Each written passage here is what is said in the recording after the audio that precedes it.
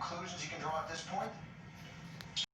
I think election day numbers are, during the day at least, if we actually start getting real vote counts, are always sort of a mixed bag that can't actually tell you all that much. But what I can say is you're definitely right about enthusiasm.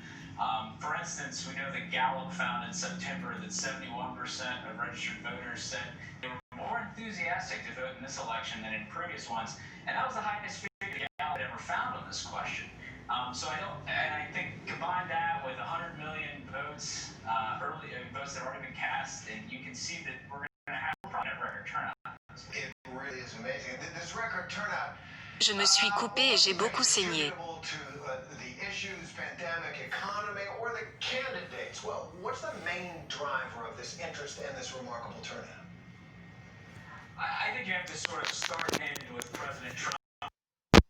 Polarizing figure. Many people don't like him, and many people love him. So I think it really starts with him. Obviously, his approval rating is a bit underwater, but as we've talked about, he's got many paths to winning this election. But I think the contrast between him and Joe Biden is such that that's what really is driving interest in this, and those strong opinions about Trump. For instance, we know the Pew Research Center found back in August that 83% of registered voters thought it really mattered who won this election. And now you might think, well, wouldn't most people say that?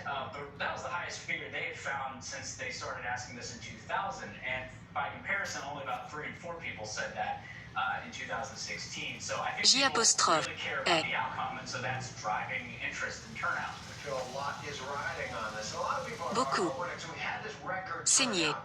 Those ballots have been in the post office, in the county election boards, etc., for a long time. As Mary Alice spoke, a lot of places they can't start counting. But what's your sense? When are we going to have one? What do you say to people who say, well, why can't we know tonight? Well, again, we have a record number of early votes in some form, whether it's in-person early voting or mail balloting. And because of that, there's some states that just don't have a lot of history with this, and so they're having to change their rules. Le médecin pense que la blessure n'est pas grave. And it's a lot to ask for a state like Pennsylvania Médecin. to, in really one fell swoop, 1 year, go from having really no history of absentee voting, or large scale, I should say, absentee voting, to having a huge number of voters, maybe half, maybe more, voting that way. So it comes down to state by state differences. Blessure. More experience with this, have procedures that election officials have had a lot of time to work with, and others have been having to make sort of last minute changes. So be patient, right?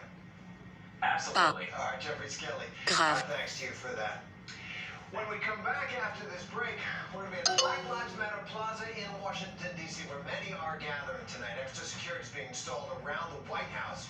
We'll take you there next. As we count down to the first polls of the night closing. Stay with us.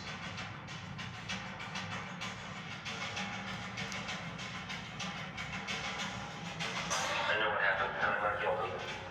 Why the fascination with criminal trials? Figure out what's really out there. She revealed Chad murdered his family. I know in my heart they did this. It's the time of suspicion. The ending's really tough. You don't know whether truth is going to be difficult to find. Unless you try to find it.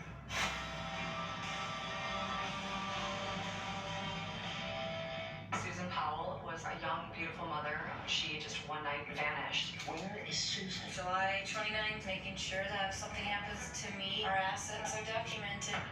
Jack, did you kill your wife? And I'll never forget the first time that I met him. A chill just raced up through my spine. I just shook the hand of the killer. Now, new details, stunning new interviews. He ends up revealing the biggest bombshell. What will happen next? The new 2020 event, Friday night on ABC. Wednesday night. Comment est-ce que tu t'es brûlé? A con so big, so outrageous, never seen anything like it before. Meet the prince, pretending to be part of one of the world's richest royal families. Limit large. But Holy cow, who is this person? He stole approximately $8.1 million. Where was all this money coming from? Buckle up, Just the tip of the iceberg. I'm Whoopi Goldberg. This is The Con. all new and royally good. Wednesday on ABC. Oh, look at this new light. Hey, third time, guys. Made it through. change is difficult, but this is my home. This is where I want to be. I love that town. I'm not gonna bail on it.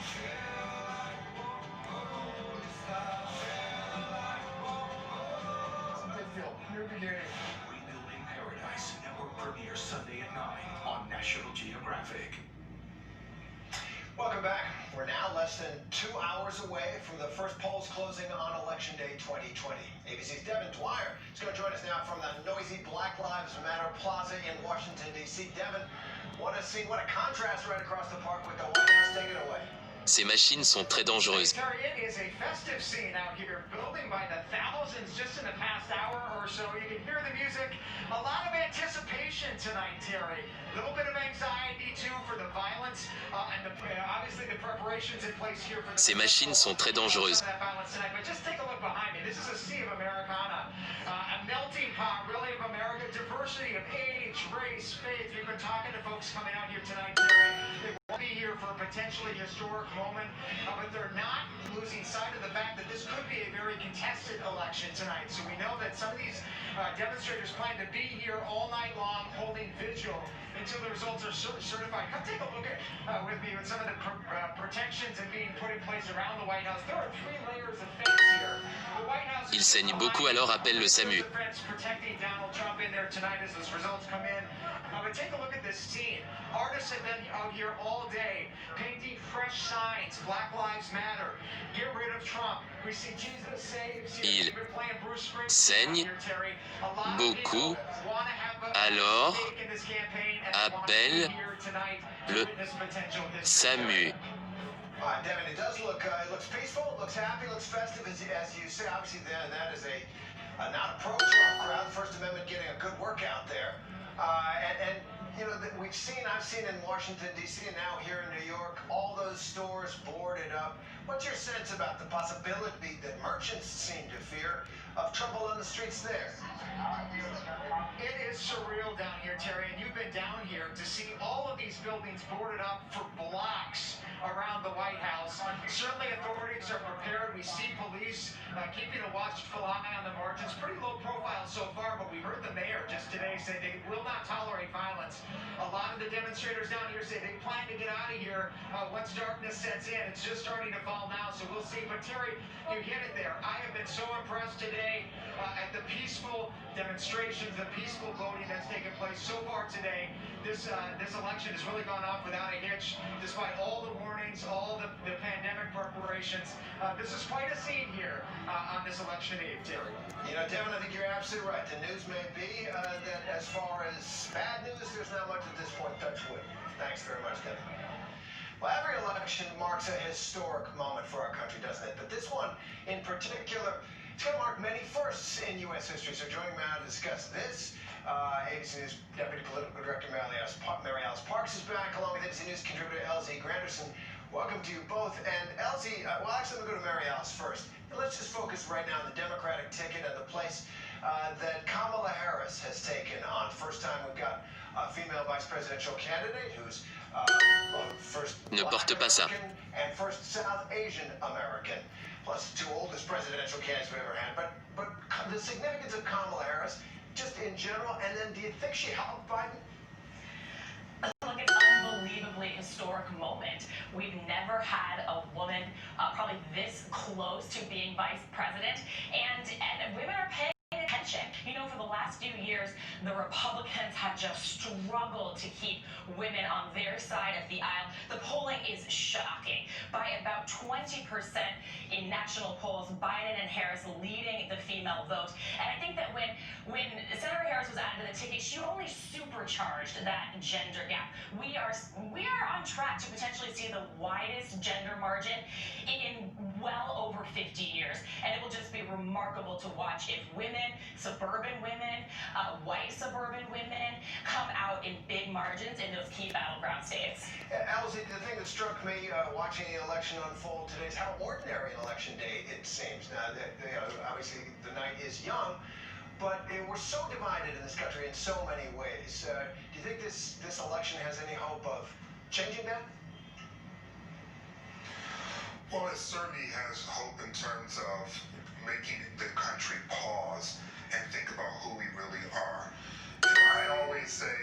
Pourquoi tu saignes? That Donald Trump didn't create this division, he just exploited it. And this is an election in which, regardless of who wins, we really need to come to Jesus meeting as a nation to talk about how can we function together despite our differences.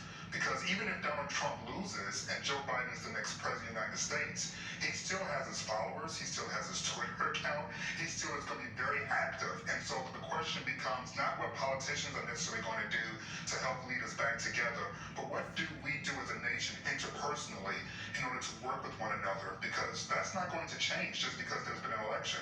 And I think there was so much fear on both sides and remains. We're going to have to solve that as well. Mary Alice Parks and LZ Grandison, thanks very much. We'll see you later in the night, I'm sure.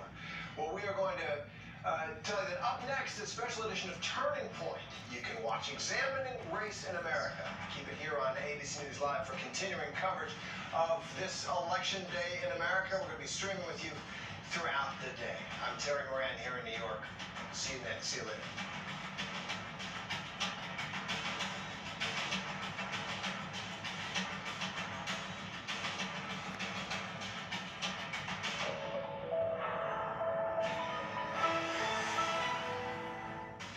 This is an ABC News Live special. The time is now. The day is here.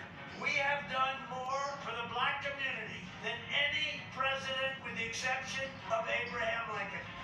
The country has been roiled, heart-wrenching cases of racial injustice and lied needlessly and senselessly lost. The radical left will defund, disband, disarm, and dismantle police departments all across America. I do not believe we have to choose between law and order and racial justice in America. We can't have both. Who will America choose to be their next president? From ABC News Election Headquarters, Election Day 2020. Good afternoon, everybody. I'm TJ Holmes, and thank you so much for joining me here for a special edition of GMA3, What You Need to Know on ABC News Live. And today, we bring you round-the-clock coverage of Election Day 2020. And today is Decision Day, but no decision has been made final just yet. Millions of ballots already cast, and millions more to go. A lot of issues are top of mind for Americans today. The pandemic, the economy, healthcare, racial justice. This summer was one of unrest. The deaths of Breonna Taylor, Ahmaud Arbery, George Floyd, and many others launched protests from coast to coast. People took to the streets to say their names, chanting Black Lives Matter. This election year coincides with the 150th anniversary of the ratification of the 15th Amendment, which states that the right to vote shall not be denied on account of race. New generations of black voters say those rights have been threatened by efforts to suppress their vote. Voter ID laws, the purging of voter rolls, the rejection of absentee ballots, and limiting the number of polling locations in communities of color. All these factors and more creating a perfect storm on election day, causing pileups of people at the polls, contributing to hours-long wait times. And still, even during a pandemic that has hit black and brown communities, the hardest voters have not been deterred. Many still see voting as the tipping point for change. Latasha Brown is one of the people leading the charge to get out the black vote, and she says that in order for Black Lives to matter, black votes must matter as well. We kick off this half hour with my report on the fight to vote. Are we fired up? Activist Latasha Brown has dedicated her career to the notion that all black voters matter. All right. We're on the ground doing the work, really excited about getting people out to vote. Voters in the Atlanta area endured hours of lines. But in the Georgia primary elections, Brown was appalled by what she saw. We're going to waiting times of 3 to 6 hours. African-American voters enduring endless lines and overwhelmed poll workers. That is unacceptable, y'all. There's been a distinction between how black voters have been treated in this country. In many ways, our contemporary moment has been the perfect storm in demonstrating some of the historic problems that have plagued black voting rights during the history of our nation. This year marks the 150th anniversary of the ratification of the 15th Amendment, which states the right to vote shall not be denied on account of race. The 15th Amendment is greeted with enthusiasm across the United States by African Americans because they recognize how important this moment is. That joy was short-lived. Jim Crow laws were passed in the South to keep blacks from the ballot box. You'll have the poll tax, There'll be the literacy test. There was always the threat of violence and intimidation at the polls. These efforts to prevent African Americans from voting were ultimately very successful. But then in the 1960s, a defiant generation fought back peacefully, marching for their voting rights, only to be met with billy clubs and tear gas. This country was worth living for, fighting for, and dying for. For civil rights icon Andrew Young, the violence endured on the historic Selma to Montgomery marches was worth it. For their big prize, passage of the landmark Voting Rights Act of 1965. Is that something you had on your mind in Selma? We were willing to die because we knew this country needed a Voting Rights Act to empower each and every citizen so that the will of the people could become the reality of our nation. But new generations of black voters say those hard-earned rights have been eroded by efforts to suppress their vote. Everything from voter ID laws, the purging of voter rolls, and the rejection of absentee ballots. There's a constant attack on the civil rights of black voters in this country.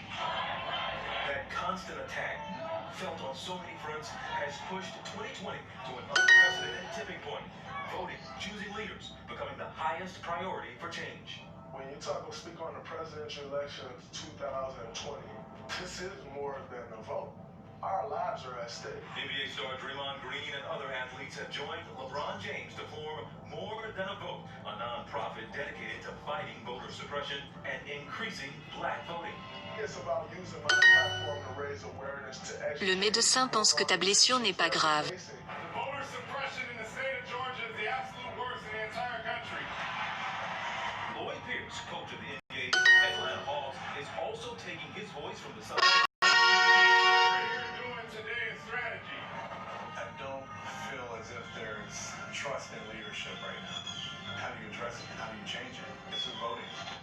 It's time for us to hold our elected officials accountable. I think it's important for us to show them that if you're tired of the system,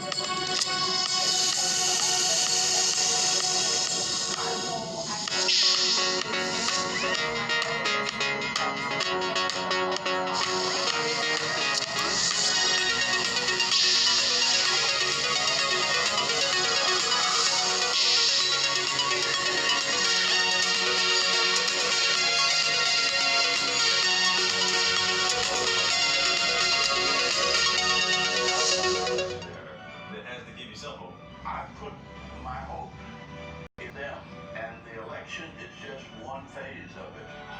All I'm saying is, don't ever give up, don't give in, and keep on keeping on.